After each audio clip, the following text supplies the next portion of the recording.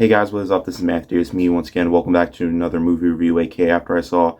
This time is going to be on Scream 6. With a title like that, there was pretty much no excuse why the last movie couldn't have just been called Scream 5. I mean, to say, hey, we're going to watch Scream, then Scream 2, then Scream 3, then Scream 4, then Scream 6. But either way, it's official. We have Scream 6 now, just a year later, and in this one we follow Sam as she takes a break from Woodsboro after the incident that happened against her and the Ghostface Killer. And from there, there is a new Ghostface, or in this case, multiple different Ghostface, as we saw in the first trailer that there would be multiple different ones. Though, of course, Ghostface has gotten very popular in New York City, and Halloween is coming, and of course, from there, anyone could be Ghostface, really. But of course, it's someone that Sam obviously knows. And unfortunately, Neve Campbell isn't returning in this movie. Courtney Cox is. Obviously, David Arquette isn't because of what happened to him in the last movie. I mean, there really wasn't that much of an excuse to not have Neve Campbell. But I will say they mentioned why she's not in the movie.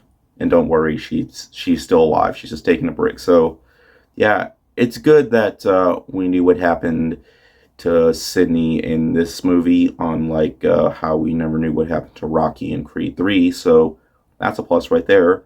Now, I was a little bit nervous when Scream 6 was going to be announced, and the fact that it would be a year till the next movie would come out, so it had me worried, because is this going to be like Halloween? The 2018 movie was really good, but it just got worse from there with the next movie, and then the next one just, well, at least I thought it was worse. I know a lot of people tend to really enjoy kills and even ends. Okay, the sequels to the 2018 movie are very divisive, but I'm not here to talk about that. I'm talking about Scream 6. Luckily, this isn't anywhere like that. This hasn't happened yet. In fact, I think this is just as good as the fifth movie. So there's hope that if they are bringing this whole thing back, that it won't go in that territory, because I think they've gotten the right people to follow in Craven's footsteps after, his death years ago. But of course, I feel like the last movie really paid tribute to him, and to continue with that, I feel like they have still been managing to honor him. Like, the tension is still there, and the build-up, it has some really unique twists and turns that, of course, aren't anything new to the franchise, because of course, there's someone that of course they know that would of course be the killer, but having multiple different ones, I think, is a really unique way to take on the formula for this one. And performances, I really liked Sam in the first movie, so she's definitely a really good, I wouldn't say replacement, step in for Sidney for the franchise, because of course, Neve Campbell has gotten much older now, and I feel like she's doing other things now, but she basically decided that she didn't want to do Scream 6. I mean, pretty much to me, it's kind of like with Rocky. His story is over, and her story is kind of over too, unless, of course, she does come back for Scream 7, which there probably will be a seventh movie. But as long as they know what to do with the next installment, then I feel like they know exactly what they're doing, and I feel like they definitely do. The Scream franchise has made fun of horror movies, they made fun of horror movie sequels. The last movie, they made fun of requels and sequels to requels. It's honestly kind of intriguing too, as they poke fun of revivals to franchises and how they kill off the main characters so the franchise could live on with new characters like Star Wars and stuff like that. It's very clever. Like, the cleverness is still there. And while the movie definitely has its problems, it's kind of nitpicky, but I will say this, okay? Some people might agree with me on this, but a lot of people get stabbed in the movie a lot, but manage to survive. Like, they're still talking and still breathing. Some even manage to have, like, multiple different stab wounds, like, more than a dozen times, and still manage to survive. And I don't know whether that's because they're invincible or they're afraid to kill off certain characters. Also, it's not quite as well paced as previous installments, which is one thing about the fifth movie that I wish they could have done a little bit better with, because they were really well paced. But Scream 5 still managed to deliver a lot, and definitely made the slow building worth it.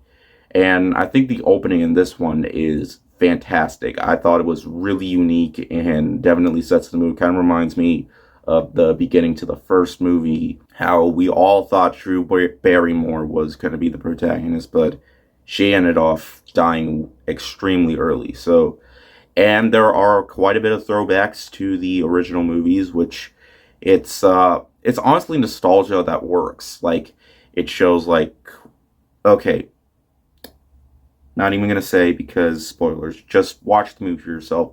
You'll probably have a good time. If you really enjoyed the last movie, chances are you're really enjoying this one.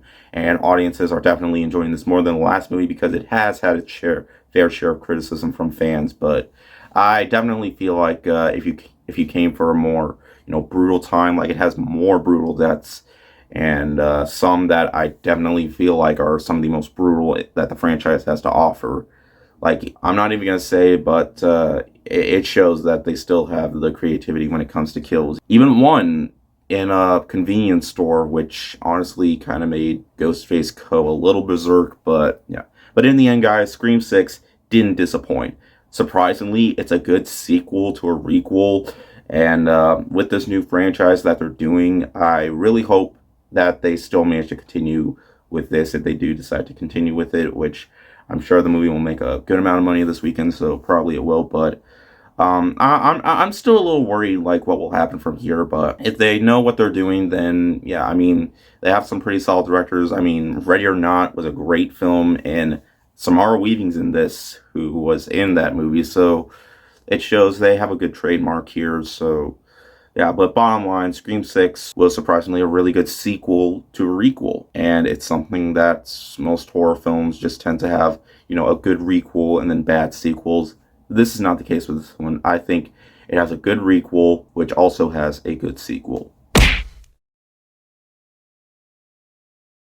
I kind of wish it did things a little bit better than the fifth one instead of just, being mostly the same thing. But I still think for what they did here, they really did a solid job. And I'm not sure if I would consider this or the fifth movie better. It's something that I'm kind of going to have to think about because I am thinking about ranking the Scream movies on my letterbox because I like all the movies except the third one. The third one I think is bad, but it's it's not like the worst horror sequel ever. But anyways, thank you guys so much for watching, and I'll see you guys later. Word out.